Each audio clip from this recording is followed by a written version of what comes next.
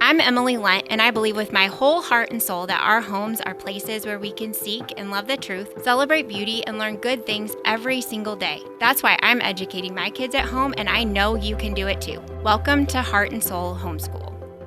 Well, I'm so pleased to introduce you to my guest today. Her name is Dr. Lisa Dunne, and she is the co-founder and president of Chula Vista Christian University, I should say, out in the San Diego area of California. She's a homeschool mom, just so much that she does and that we're going to learn about today. Lisa, welcome. Thank you so much, Emilie, for having me on your show. It's amazing. Well, we were just talking. I heard you for the first time on the Heidi St. John podcast at the beginning of this year, and I was just absolutely floored by all that you do, so inspired, and I've been following you ever since. And so I feel like this is a conversation I've been looking forward to for months now, and I'm so honored that you would take time to be with me and to do this. So thank you so much. It's my great joy to be here. Well, tell us, before we jump in here, just tell us a little bit about yourself and your family and what you do, if you would. Sure. Well, I grew up in a kind of a very secular environment, no Christians in the family, and went to public school my whole life. And when I graduated and got married, I met my husband in England, a whole other amazing story. But when I did that, I started to see just so much brokenness in the education system. And so when we had kids, we started looking for options. What do we do?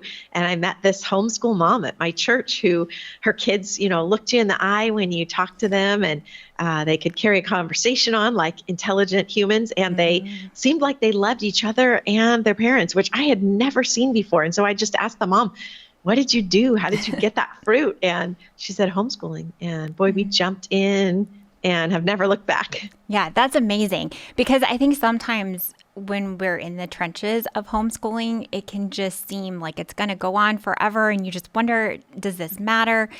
Is it working? All of those questions that us moms have. And I think that's such an encouraging story because you saw someone who had made it beautiful for you. Right. And you wanted that. And she probably didn't even know you were watching at the time until you talked to her. So that's a good reminder that someone is always watching, right? That's right. And hopefully we can seek to encourage others and bring others along, even when it seems like maybe that's not happening. So I love that story. So when we look at your bio and all of your education experience, a lot of people might say she is the least likely to homeschool with all of your experience. But talk about it a little bit, because that insight is kind of what drives a lot of what you do in the homeschooling world, right? Your perspective from being in the universities and the colleges and your experience with public education.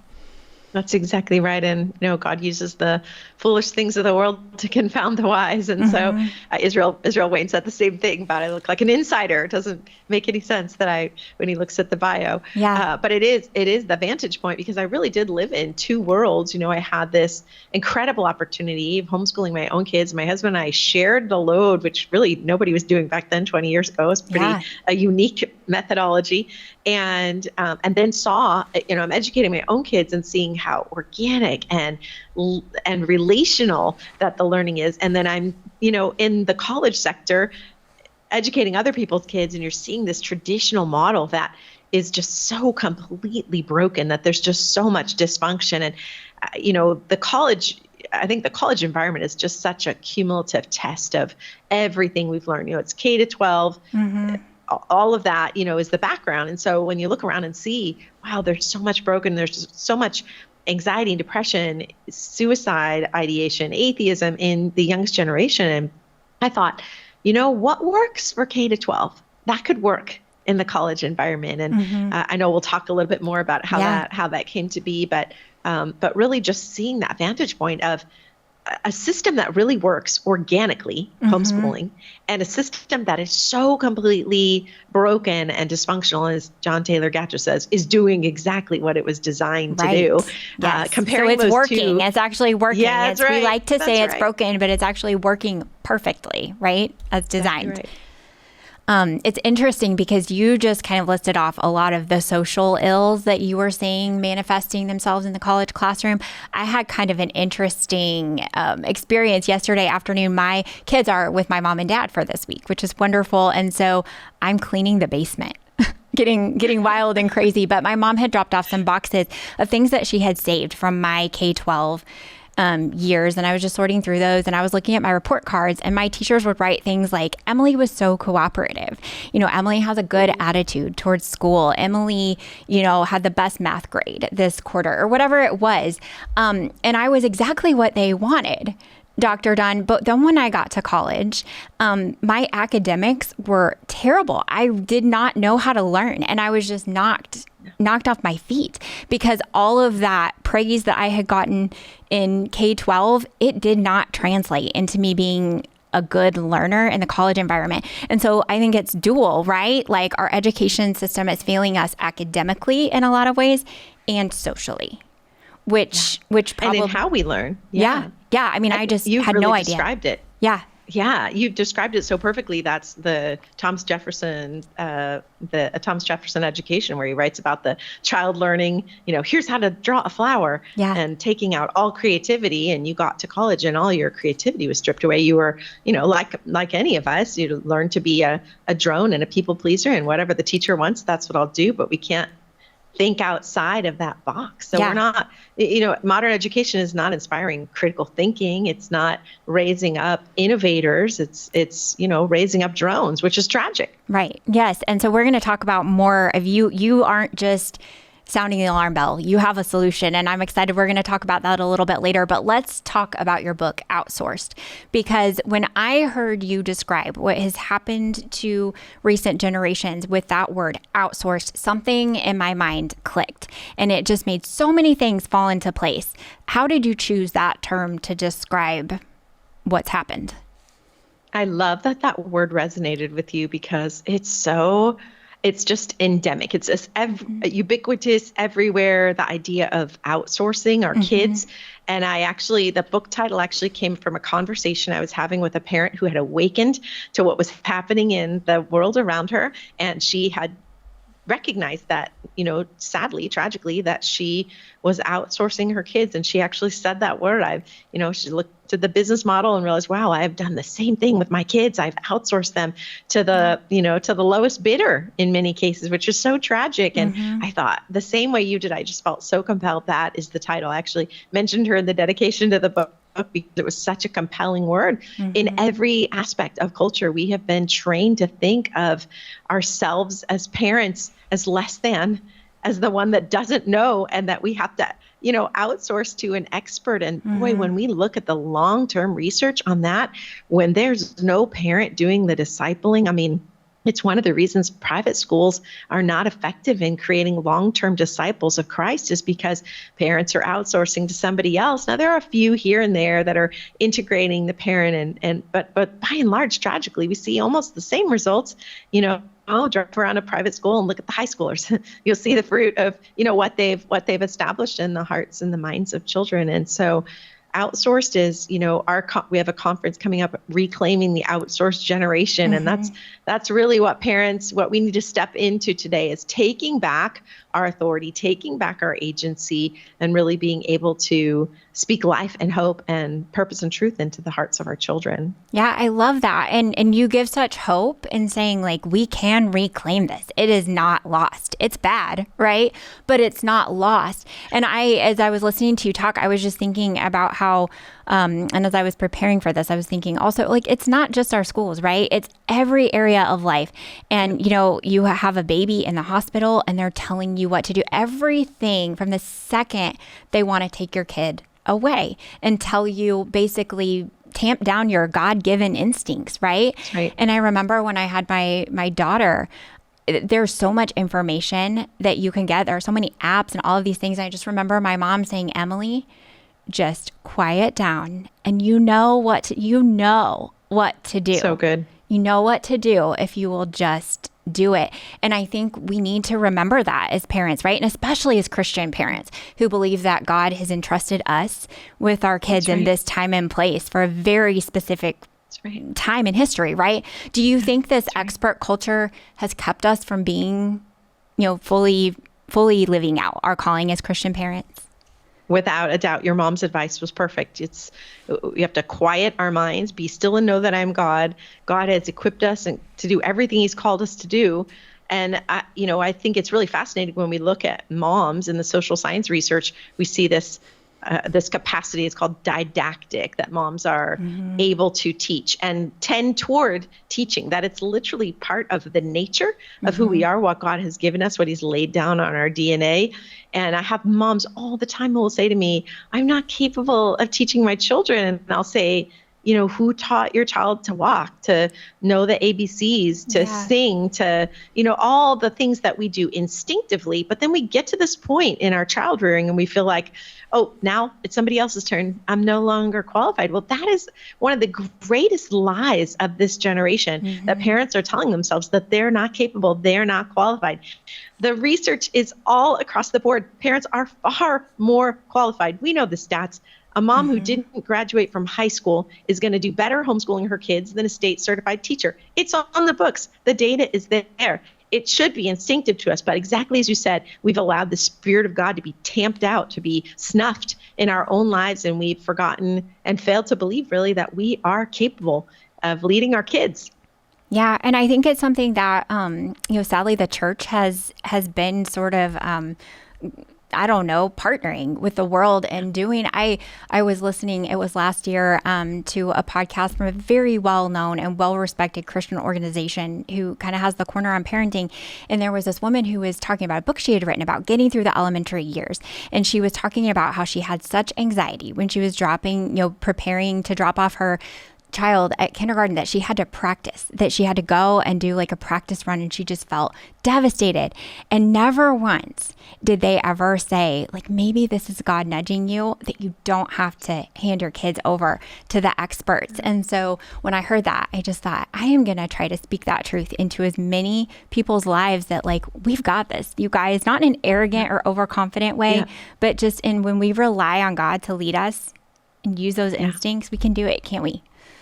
So powerful. Yeah. Yes. What a great word for moms. What a great word for parents. And we have stamped that out, so we can't hear the voice of God a lot of times. And I think the church question is really important, because a lot of churches unknowingly, we can look back at the history of the church involvement in schools, and a lot of churches unknowingly have fostered that segregation of generations, segregation of family, the outsourcing of kids to a youth director who went to state school somewhere and has a pagan ideology, all those things that, whether knowingly or unknowingly, that has been a big part of the problem. And that's why the solution, the bad news is parents and pastors are the problem, right? Yes. The good news is parents and pastors can also be the solution if they'll partner together. And that's really what we're all about. Yeah. And I want to talk more about that in just a second, because I want to kind of set this up. So you have a passion for Gen Z. And you're really one of the first people that I've heard talking about this in depth. So what is it about Generation Z, which is what you'll have to maybe correct me on this, but is it like 1996 to about 2012? Right around there. Yeah, it's like every 15 years or so. Yeah. And they're 95s. Yeah. And then now we have alphas coming up behind them. So we have less data on alphas, but I love Gen Z. So I've obviously worked with a lot of generations. Each one has, and when we say generations, we're talking about kind of sociocultural influences. If you grew up in 9/11, if you grew up in the Great Depression, all those things influence, how you process information, how you think, your worldview.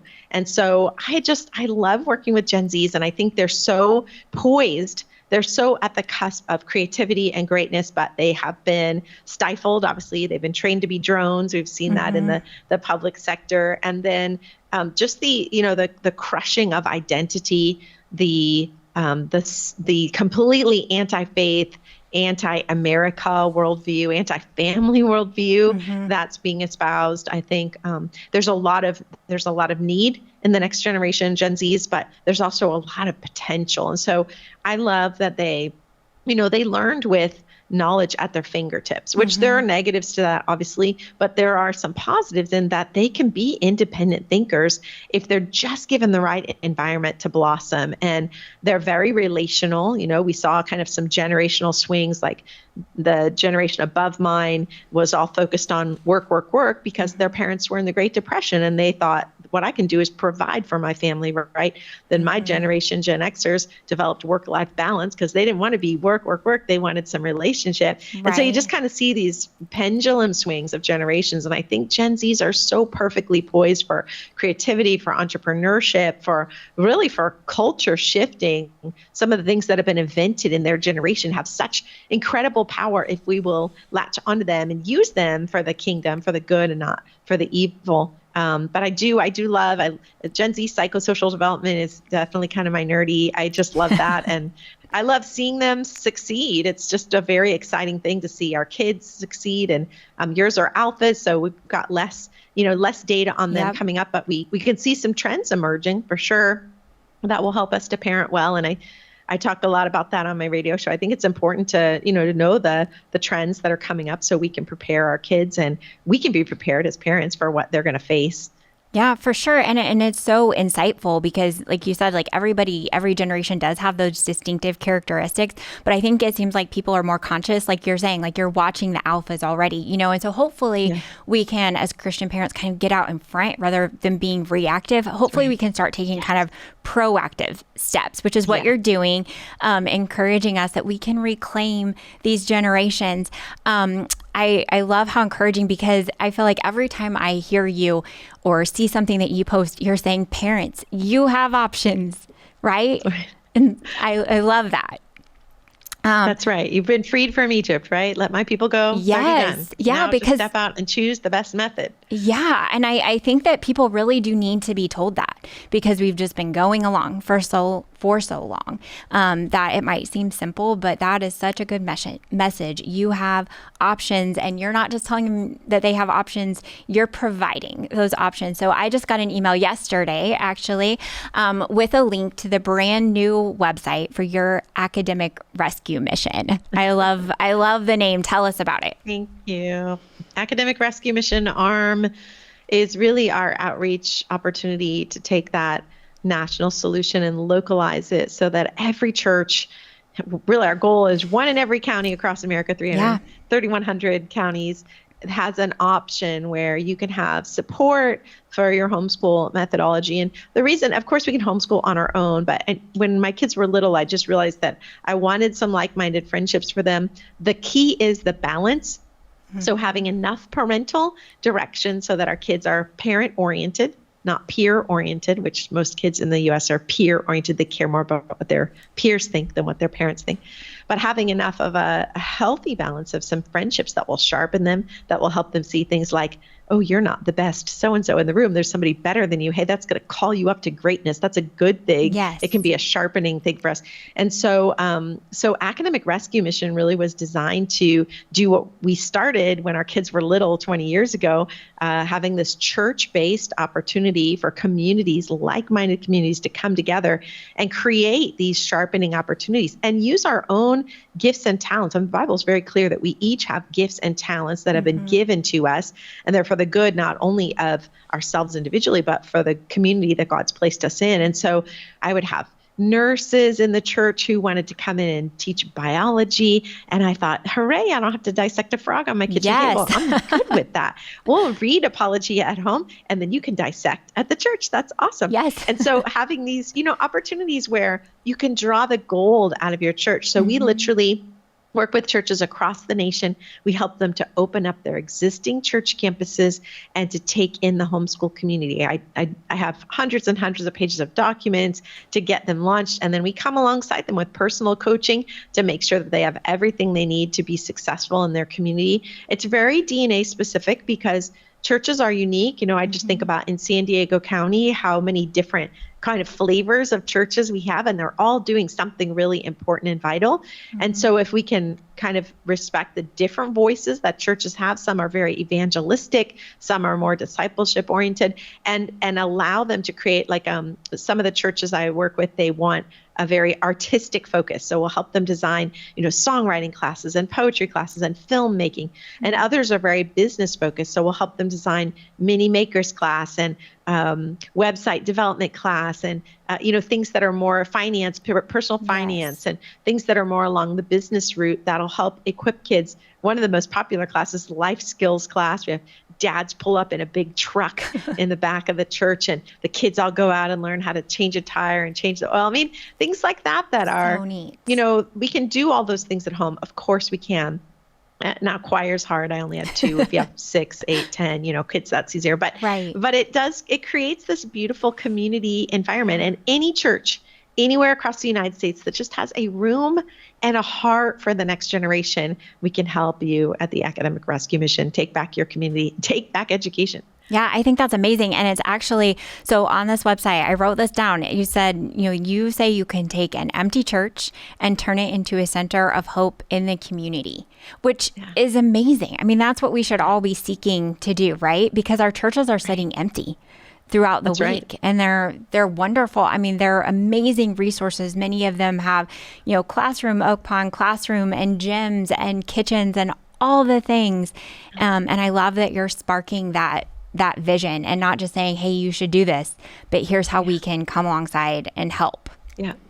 And it's not, and churches tend to think, they need a classroom environment. We actually have it set up like homeschool in that we use a model called circles, not rows, dialogue, not lecture. So if you walk into any of our campuses from San Diego to New York, you see circles, you see U-shaped tables, kids are relating, connecting, parents involved in the classroom, sharing and using their gifts together to better, the community. It's a powerful experience for the students, but it's also a very powerful experience for the parents to feel like you're not alone. And you're not alone, moms and dads. There are millions of homeschoolers all around the United States that are really looking for that kind of community. So it's very powerful to step into. Yeah, it's really neat that you and I are talking now, because just a little bit ago, I was interviewing a couple who he is a pastor at a church in a small town here in Missouri, and they homeschool, and they recently opened their church up to a co-op that they've started. And they were just talking about all the ways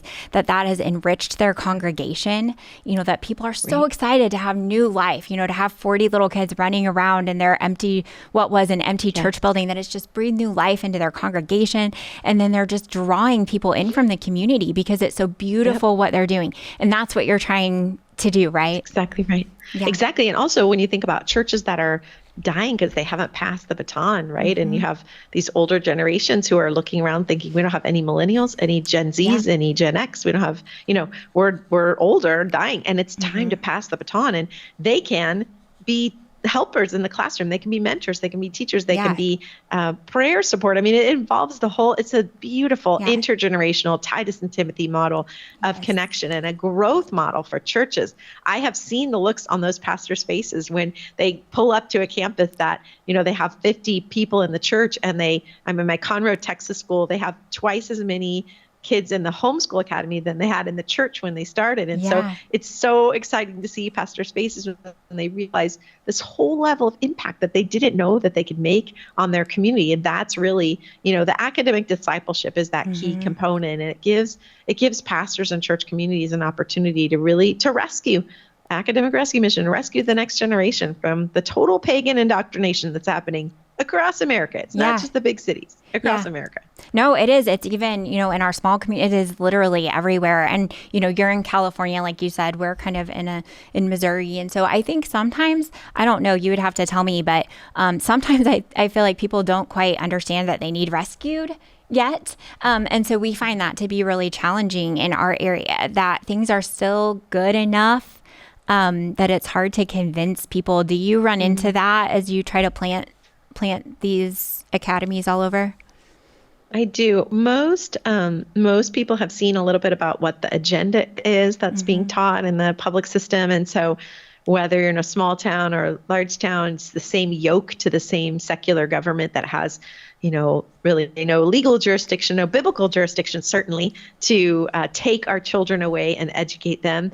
I always talk about those two most important questions that every civilization has to ask, and that's who's teaching the children and what are they being taught. Yes. And I think there's kind of this sense of safety, and sometimes in smaller communities, we know, some of the teachers are Christian, or, we have a huge meeting tomorrow night in our city because those Christian teachers are being forced to promote anti-Christian values in their classroom. And, we've seen it over and over and over again, since the 1960s, even earlier, late 1950s, of, biblical values being eroded, of parents, stomping their feet at a school board meeting. And the reality is, as we said earlier, the school's doing exactly what it was designed to do. And it's time for us to step out of that system, that broken, dysfunctional system, and give our kids the opportunity to thrive. And that's what homeschooling does. It gives them the opportunity to develop, to thrive, to create relationships with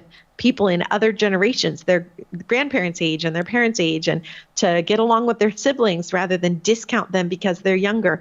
It really does build this beautiful intergenerational thread that I think is so incredibly powerful. Oh, it makes life so rich, just so rich. Yeah. And it goes both ways, right? Our kids and our family benefit, the folks that we're interacting with. It's just such a good circle of support when it's working right. We love it, and just try to tell everyone we can, just like you're doing, just encourage them to at least give it a look. And so to pastors or families who are thinking maybe something like this would work in their community, check it out, right? Because right. Like you said, it's not a one size fits all that you're doing. You're looking at the specific DNA of that church and that community and seeking to find something that'll really meet the needs there, which is just so exciting. I love it. And we'll provide the link to that website and to your book and all of that as we wrap up. So you're going to stick around and we're going to talk about Chula Vista Christian University, which I'm so excited about. But as we wrap up this section of our conversation, you're a mom who didn't outsource your kids. And so to those of us who are kind of keeping it in-house now, we're right in the middle of it. What encouragement could you give to those parents who are in the trenches now doing this hard work, not outsourcing everything? Stick with it. Stick with it. Get around other moms like I did who had good fruit in their family where you could see what was coming. Every season of life has a developmental period, and if your kids are 0 to 4, 0 to 6, you're still in an attachment area where kids are learning what it means to be in a safe, trusting relationship. And boy, it's so damaging. The studies on outsourcing our kids, especially in that, every age it has its challenges, but right there is so powerful because they're getting, they're missing that key attachment that's going to give them security for the rest of their lives. And then, being in the trenches, it does. I know sometimes, especially 0 to 2, it feels like you're just digging the dirt every day. And so getting around moms who you can see the fruit in their kids, it's so encouraging. And I tell young moms that all the time. It's like we're in the harvest years now because our kids are 20 and 25. And so we see all the, we hear them saying all the things that we taught them when they were younger to their friends, encouraging their friends. And it's just such a neat thing to see the harvest. But get around moms who are in those years. Let that intergenerational transfer of wealth and that knowledge, that wealth of knowledge, let that pour down. And that's going to take, you reaching out to somebody older than you and reaching, out to somebody younger than you on the other side. So you're receiving and you're giving. But boy, there is no educational methodology. I have 5 college degrees. I've been through all the education. I've watched it as a researcher. I've watched it as a parent. And I can tell you that there is no more effective educational methodology on the planet than homeschooling, hands down. Yeah, it's so encouraging. Thanks for sharing that, and thanks for chatting about the rescue mission and your book. And for everybody else, stick around or come back next week, I guess, because Dr. Dunne and I are going to stick around and we're going to talk about Chula Vista Christian University. So I'll see you guys next week, and Dr. Dunne, stick around. Heart and Soul Homeschool is a podcast presentation of the Herzog Foundation. The views and opinions expressed on the show are those of the host and guests and not necessarily the views of the Herzog Foundation. Be sure to like and subscribe to the show so you never miss an episode of Heart and Soul Homeschool.